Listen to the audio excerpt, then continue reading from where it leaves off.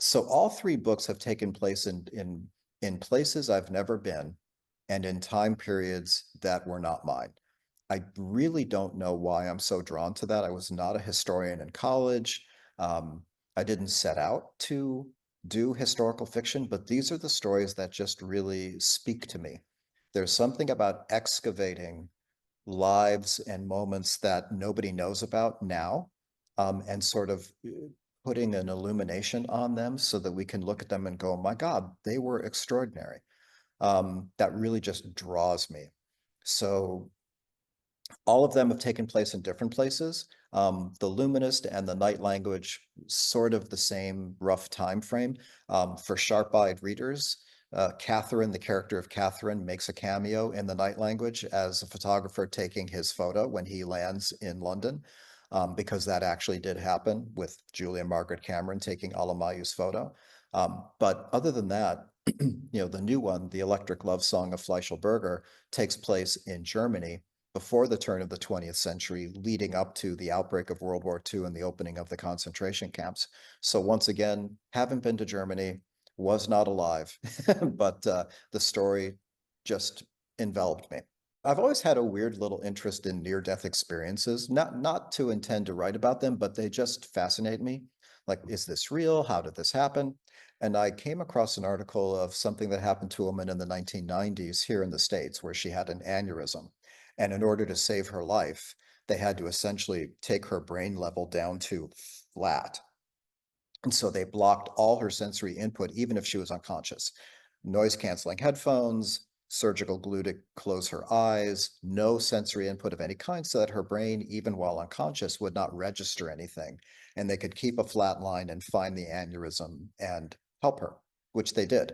And she woke up a few days later after surgery and began to tell them that she was above the operating room looking at them, could see the clock, could see what time they took out which tool, what they did with it, what they were saying, and they could not explain it. I mean, their first reaction was, oh my God, she really wasn't under anesthesia. She's going to sue us.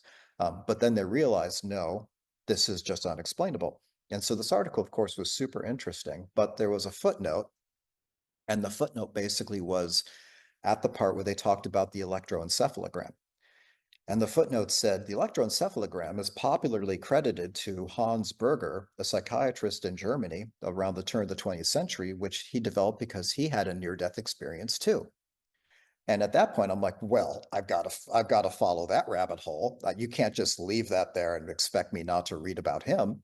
So I read about him, and that was where the collision of fact and imagery hit, and the story began to develop about a young German man who has an unexplainable experience, the chasing of which to determine, did this happen? How did this happen? Why did this happen?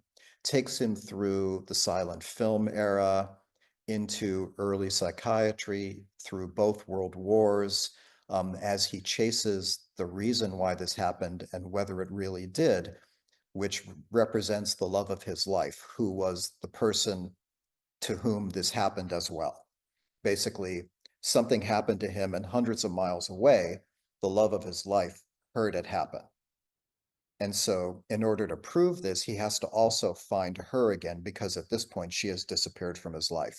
So it's really about how love essentially is so powerful that it can carry over great distance and be heard from hundreds of miles away. And so that became kind of the coalescing point for the story. F.W. Murnau. I mean, Nosferatu is in the theaters now, but there is a little Nosferatu reference in there, having to do with the love of his life. So he's in there, a character based upon one of the earliest sound pioneers, German sound pioneer. They're hidden in there. German industrialist is hidden in there under a different character. Um, early psychiatry, Freudian psychiatry is kind of in there, represented by a gentleman named Rappoltz, who essentially oversees the asylum in the seaside town in Germany where the main character, Fleischl grows up. Um, Fleischl himself is a compilation of Hans Berger, who was the actual person, but he's also, believe it or not, got a little bit of Houdini in him, because he begins sort of unwittingly as kind of a hack magician in a way, and begins to do early silent films under the moniker He Who Listens, which is a little bit of a tip of the hat to Houdini, who was dragged into doing a few silent films, which were basically short adventure reels in the late teens, early 1920s. So there's a lot of little references there. I've always been fascinated with silent films, particularly German expressionist Weimar era silent films, and so there's some love given there. Um, and it's also, I would say, my most sort of overtly Jewish novel. It's not, a faith-driven novel by any stretch because I'm not religious per se. But his Judaism plays a part in his life, and of course targets him later when fascism begins to raise its head in Germany.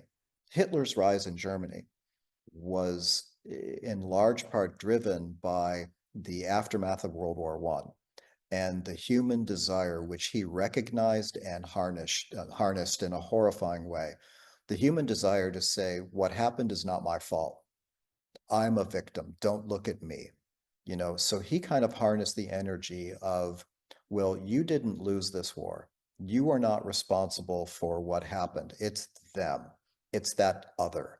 They're the ones who undermined you, and you should direct your ire towards them.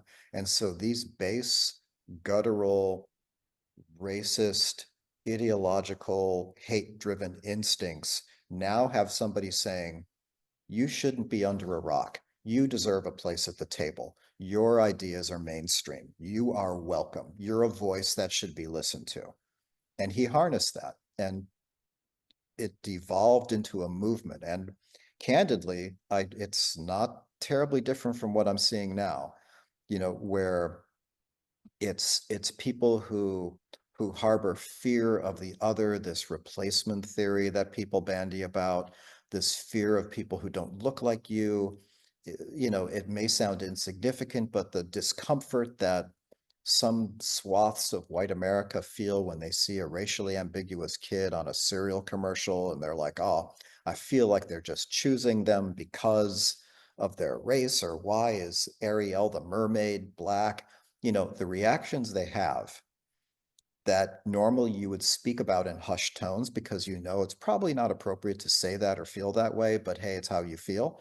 Now you have somebody saying, no, that's okay. Say it out loud. That's a legitimate political movement, and I'm going to be your representative. And they're now full-throated. And that's the sort of the horrible charisma that these people use to harness these movements and drag an entire country into a direction that, if left to their own devices, I don't think these people would be marching through Skokie or marching through Charlottesville saying Jews will not replace us. But they're harnessed and they're given permission by these charismatic voices, and that was definitely Hitler. He was a nebbishy, nerdy, failed art student who nevertheless rose to such a prominent place on the virtue of a cult of personality that deified him. I mean, I absolutely understand, totally valid way to feel, but I hope personally, just because of the relationship I have with my writing, that I never get to a place where I feel like, oh, I can't wait to get away from these people. I hope that I always feel the same way that I hope and pray readers feel, which is after I finished the book, I put it down and I just kind of wondered how they are now, what they're doing. It'd be nice to run into them, like walking on a sidewalk somewhere, just to go, hey, I heard about you. Like, good to see you. Like, I hope that they kind of feel a bit real that way. And I hope they feel like people everyone spent time with, they got to know, and they think about from time to time. If somebody just says that, everything else is gravy, So, and I do kind of find myself thinking about him, um, thinking about the woman he loved, thinking about the things that he's come through, for folks who read it, and thank you so much if you do, thinking about the blue light, thinking about he who listens, thinking about his friends, um, thinking about his granddaughter at the end. I would love to think that at the end they put the book down and go, it'd be so cool to run into him someday and just kind of nod. That would make me so, so happy. Tell us, if you would, a bit about the book you're working on now, if you care to share. Yeah. So once again, ran into a little historical factoid, and then the collision happened. So this book is a jumping off of a murder that took place in Paris in the mid 1930s that remains unsolved. Basically, this woman, about 30 or so, named Letitia Toureau, boarded a first-class train car at one train station. 60 seconds later, pulled into the next train station. She was alone in the car. The car was locked. Nobody else was in the car with her. Nobody saw anybody go in or out. But by the time 60 seconds passed and she was in the next train station, there was a stiletto knife sticking out of her neck and she was dead. Never solved. Um, that was obviously super fascinating to me. Like, wow, what happened? Why did it happen? Who was she? And it turns out there was a lot to her. She was not what everybody thought. She had secrets. She had, ulterior motives. She may have had ties to both an anti-fascist government group and a crime syndicate.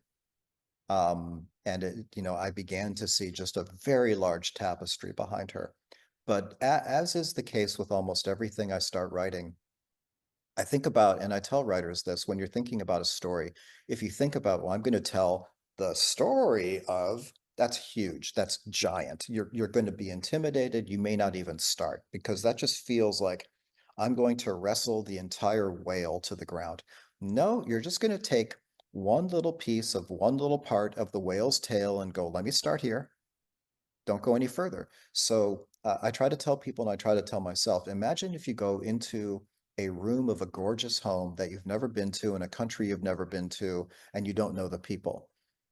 You don't generally take in the entire room in one shot. What you do is you walk in and you look at like the clock on the mantle. You look at just the pillow on the bed. You look at one little thing, and then you start looking from there. But there's always a small thing that kind of starts you searching the other things. So, even if what you're tackling is huge, like a giant canvas, a big thematic story, find the small resonant thing that kind of represents all that to you.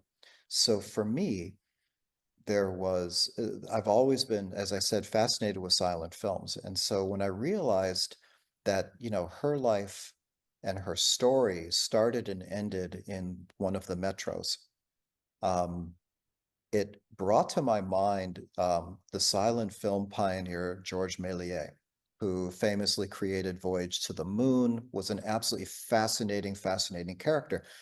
But by the time of the mid 1930s, he was an older man who was forgotten and irrelevant. And he was forced to sell candy and sweets at a little kiosk in a metro station. And people would walk by him all day and have no idea who this was. So, I mean, if you can imagine Steven Spielberg basically selling newspapers from a little kiosk as an old man, and nobody knows who he is. Nobody knows that he was an absolute pioneer. That's kind of what it was for real with this pioneer of cinema to whom all directors to this day owe a gigantic debt of thanks. But he was a forgotten man. So the notion of being forgotten, the notion of questioning yourself, do I matter anymore? Am I relevant anymore? The age has passed me. I'm invisible, is a kind of a universal feeling and fear. And that's where it began to blossom. The notion that these two, their paths intersect, and he becomes drawn into the question of what happened to this young woman. And so he is now the primary character through whom the story is told.